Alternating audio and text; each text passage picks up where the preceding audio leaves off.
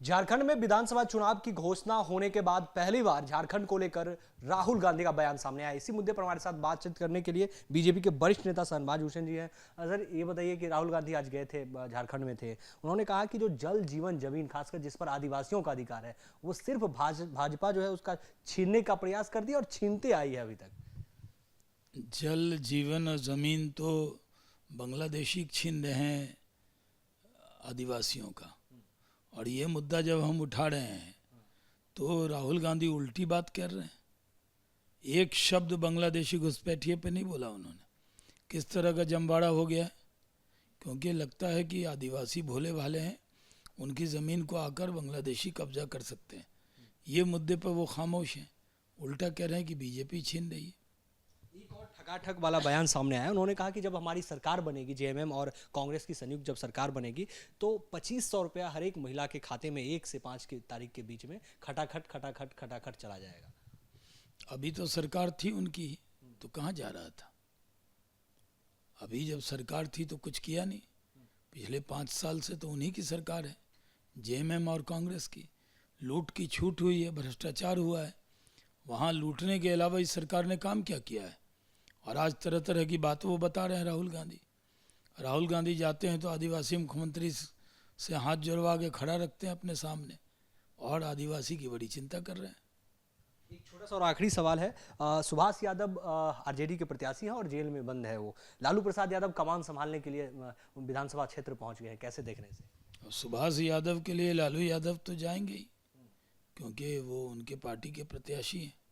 उन्होंने प्रत्याशी बनाया इसलिए क्योंकि वो सबसे बड़े बालू के किंग हैं, तो इसलिए जहां बालू वहां लालू। तो ये हमारे साथ बीजेपी के वरिष्ठ नेता शहनवाज हुसैन जी थे।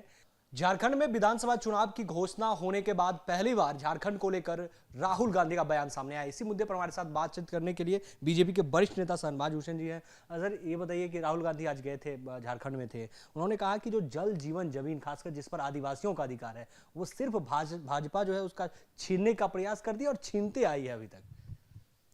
जल जीवन और ज़मीन तो बांग्लादेशी छीन रहे हैं आदिवासियों का, और ये मुद्दा जब हम उठा रहे हैं तो राहुल गांधी उल्टी बात कर रहे हैं। एक शब्द बांग्लादेशी घुसपैठिए पे नहीं बोला उन्होंने।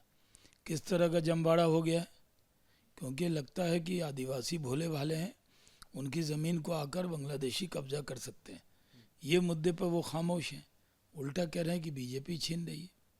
एक और ठगाठग वाला बयान सामने आया। उन्होंने कहा कि जब हमारी सरकार बनेगी, जेएमएम और कांग्रेस की संयुक्त जब सरकार बनेगी तो 2500 रुपया हर एक महिला के खाते में 1 से 5 की तारीख के बीच में खटाखट खटाखट खटाखट चला जाएगा। अभी तो सरकार थी उनकी, तो कहाँ जा रहा था? अभी जब सरकार थी तो कुछ किया नहीं। पिछले 5 साल से तो उन्हीं की सरकार है, जेएमएम और कांग्रेस की। लूट की छूट हुई है, भ्रष्टाचार हुआ है।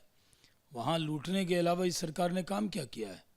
और आज तरह तरह की बात वो बता रहे हैं राहुल गांधी जाते हैं तो आदिवासी मुख्यमंत्री से हाथ जोड़वा के खड़ा रखते हैं अपने सामने, और आदिवासी की बड़ी चिंता कर रहे हैं।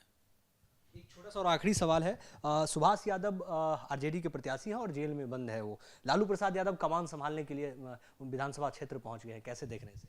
और सुभाष यादव के लिए लालू यादव तो जाएंगे ही, क्योंकि वो उनके पार्टी के प्रत्याशी हैं।